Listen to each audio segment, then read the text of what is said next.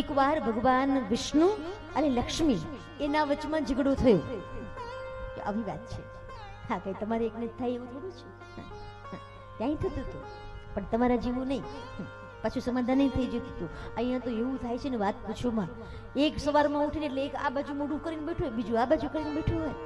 ઘણા ભાઈઓ તો આવીને મને એમ કહે, દીદી આ તો શિવજી, અરે શિવની કથા અહીંયા ચાલી રહી છે ને એટલે અહીંયા કથા છે, બાકી અમારા ઘરમાં આવો તો તમને ખબર પડે.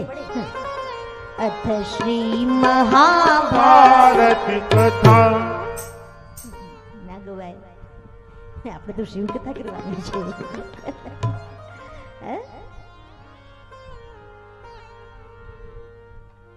અમુક તો પતિ પત્નીના એવા ઝઘડા હોય ને,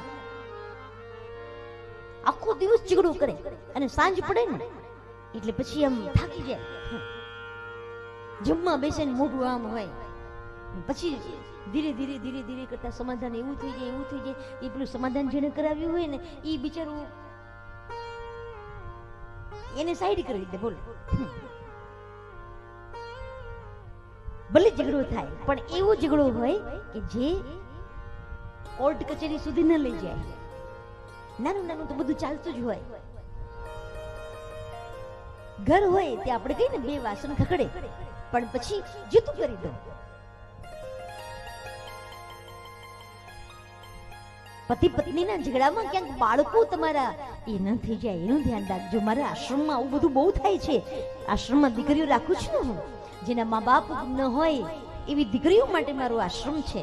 એવી લગભગ 40 થી 42 દીકરીઓ મારા આશ્રમમાં છે. પણ એમાં અમુક એવી દીકરીઓ આવી જાય, હજુ હમણાંની જ વાત છે. એક દીકરી એવી મારા આશ્રમની અંદર આવી છે, એને કોઈ રાખવા તૈયાર નહીં, બધા છે. મા બાપની વચમાં ઝઘડો થયો, મા બાપ જુદા પડી ગયા અને પછી પેલી બેન જે છે એ આ દીકરી એને રાખી ખરી, પણ પછી એક NGO કંઈક અમદાવાદમાં કંઈક ચાલતી હશે, કોઈક સંસ્થા, અને એમાં આ દીકરીને એને દત્તક આપી દીધી અને પોતે બીજી જગ્યાએ લગ્ન કર્યા. અને ત્યાં એવી શરત કરી કે મારે કોઈ બાળક છે નહીં અને એક દીકરી છે એને મેં કોઈ સંસ્થામાં આપી દીધી છે, એટલે એ દીકરી અહીંયા આવશે નહીં. વાત થઈ ગઈ નક્કી. હવે 2-3 વર્ષ કે 4 વર્ષ કંઈક થયું હશે અને એમાં કુદરતી જ પેલી સંસ્થા બંધ થઈ ગઈ. શું કામ બંધ થઈ ગઈ ખબર નહીં, પણ એ સંસ્થા બંધ થઈ ગઈ. સંસ્થા વાળાએ ફોન કર્યો કે તમારી દીકરીને લઈ જાઓ. આ બહેન એની દીકરીને લઈ સાસરે ગઈ. સાસરી વાળાએ ના પાડી દીધી, તો ના પાડી હતી. આને શું કામ લઈને આવી? આ બાજુ એને એની પોતાની સગી માં હતી, એને વાત કરી, એને ના પાડી. પછી બધું આવ્યું સરઘસ મારા પાસે. એટલી ડાય દીકરી છે, એ બહુ ડાય દીકરી છે. લગભગ 4થા કે 5મામાં એ દીકરી છે, 3જા ધોરણમાં છે. સોરી, 3જા ધોરણમાં એ દીકરી છે. અને એ દીકરીને જ્યારે લઈને આવ્યા ત્યારે મેં એમ કહ્યું, એની જે નાની હતી, મમ્મીની મમ્મી, એને મેં એમ કહ્યું કે ભાઈ આ દીકરીને તમે તો રાખો, આ સાસરે છે કઈ નહીં પણ તમે રાખો. હવે મારી ઉંમર થઈ ગઈ ને, કેટલી ઉંમર છે? તો બોલે 60 પહોંચવા આવી. તો 60 પહોંચવા આવી દીકરીને. પછી મેં એવું કહ્યું એમને કે તમે દીકરીને સાચવી લો, 5 વર્ષ પછી દીકરી તમને સાચવી લેશે. એક વાર સાચવી તો જુઓ તમે. પણ ના, આ બાજુ એની જે સગી મમ્મી હતી એને મેં કહ્યું તારે? તો બોલે મારી સાસરીમાં તો બધા ના જ પાડે છે. તારા ઘરવાળા? તો કે મારે ને મારા ઘરવાળાને બનતું જ નથી. મેં કીધું એક કામ કર, નથી બનતું તો તું તારી મમ્મીના ઘરે આવી જા.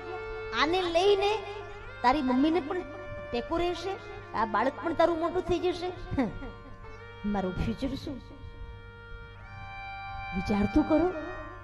એ દીકરી માટે હું બધાને કહી રહી છું કે તમે રાખો, તમે રાખો. છેલ્લે કોઈ ન રાખીને ત્યારે દીદીને આશ્રમમાં મૂકીને જતા રહ્યા લોકો. બોલો. હા, તમારા પતિ પત્નીના ઝઘડાઓમાં, તમારા ઘર સંસારની અંદર આવા બાળકો રખડી પડશે. એટલે કહું છું થોડું ઘણું સહન કરતા શીખી જાઓ. તમે શિવ કથા સાંભળી રહ્યા છો, તમારો ઘર ગૃહસ્થી ક્યાંક બરબાદ ન થઈ જાય એનું ધ્યાન રાખજો.